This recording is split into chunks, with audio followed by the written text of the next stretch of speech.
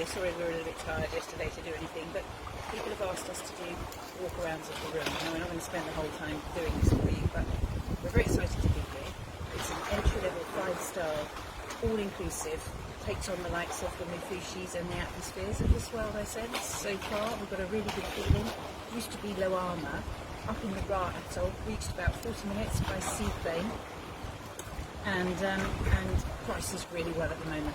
Very aggressive pricing. You've got family bedrooms with slides, you've got water villas, which we're in now. We'll show you the Lagoon Villa, and we're going to have a look at the beach villa later on. So, Cora Cora.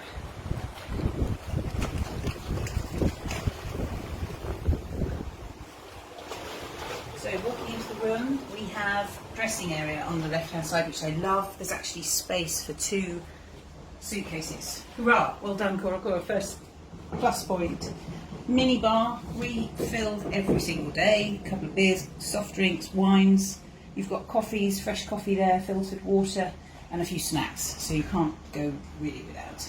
We've got bathroom here, double sinks. Lovely bathroom with an open air vista onto the ocean.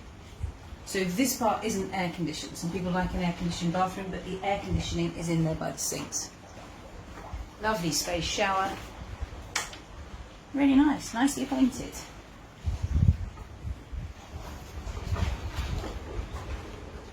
Very exciting.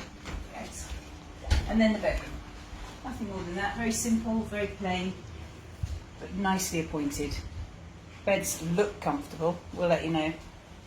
And then a small decking outside, I would classify it as, depending on which way you're facing, and we'll find out room numbers, etc., but you do get quite a small deck. You've got good access down to the water.